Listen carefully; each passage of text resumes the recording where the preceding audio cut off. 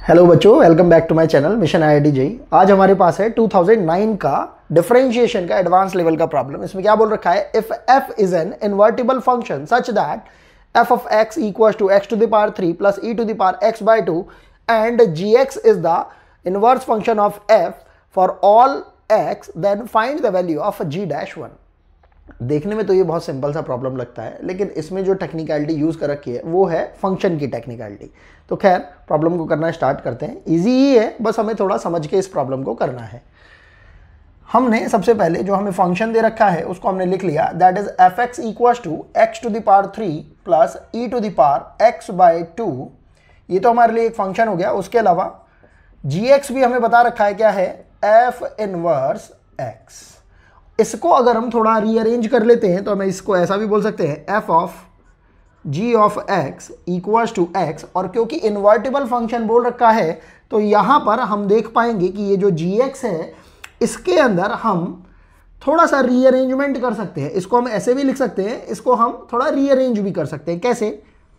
अगर हमने इस x को रिप्लेस कर दिया किससे, f ऑफ x से, तो हमारे पास बनने वाला एक्सप्रेशन हो जाएगा g of f of x। ध्यान से देखेंगे, और यहां पर ये x क्योंकि हमने रिप्लेस किया है f ऑफ x से, तो ये कितना हो जाएगा, f of f inverse of f of x।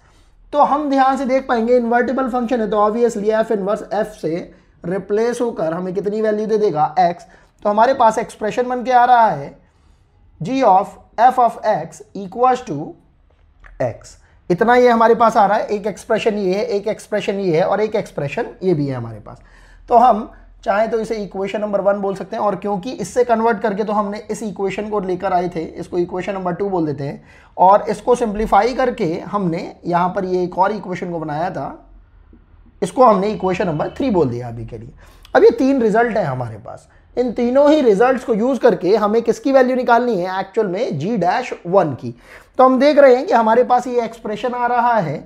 यहां से अगर हम इक्वेशन नंबर 3 को डिफरेंशिएट कर देते हैं विद रिस्पेक्ट टू x, तो हमारे पास एक्सप्रेशन हो जाएगा g dash f of x into f dash x, क्योंकि इसे भी डिफरेंशिएट करेंगे चेन रूल के अकॉर्डिंगली, और यहां पर क्योंकि x आया हुआ है तो इसको भी डिफरेंशिएट कर देंगे x के रेस्पेक्ट में, तो इसकी वैल्यू आ जाएगी कितनी, 1।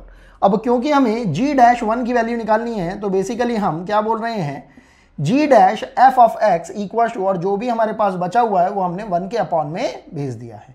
तो हमारे पास ये कितना हो रहा है, 1 अपॉन f डैश x। अब यहां पर ही टर्निंग पॉइंट है इस पूरी की पूरी प्रॉब्लम का। हमसे क्या बोला गया है, g डैश 1 की वैल्यू निकालनी है, और हम क्या देख रहे हैं, x की जगह यहां पर क्या हमें मिल रहा है, f ऑफ x।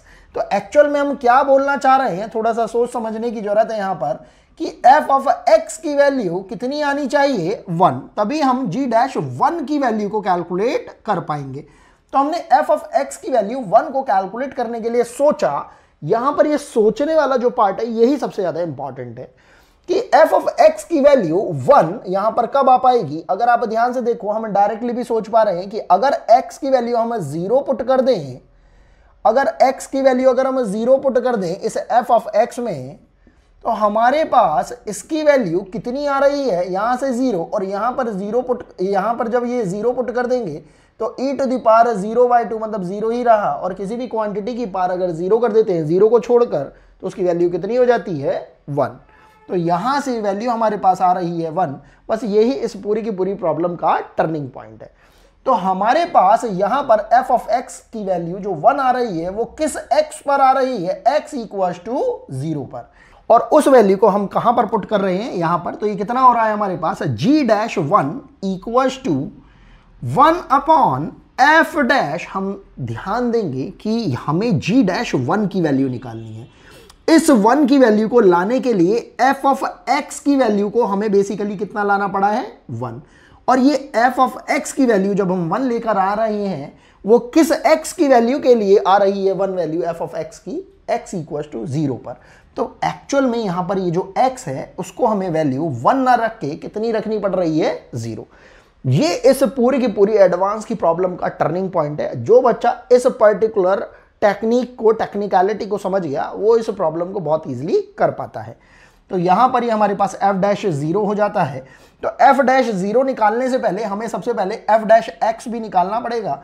तो आपने f डैश x को निकाला तो ये कितना हो जाएगा 3x square plus e to the power x by 2 into 1/2। और क्योंकि आपको वैल्यू निकालनी है f डैश 0 की, तो ये वैल्यू हो जाएगी हमारे पास 0 plus e to the power 0 into 1/2। तो आप एक्चुअल में देख पा रहे हैं इसकी वैल्यू कितनी हो रही है 1/2। ये वैल्यू आपने जब इसमें पुट करी तो ये कितना हो जाएगा 1/1/2। और यहां से ये वैल्यू हो जाएगी हमारे पास 2 और यही हमारा रिक्वायर्ड आंसर हो जाएगा। आई होप आपको ये प्रॉब्लम समझ में आई होगी। तो मिलते हैं आपसे नेक्स्ट वीडियो के अंदर। अभी के लिए थैंक्स फॉर वॉचिंग।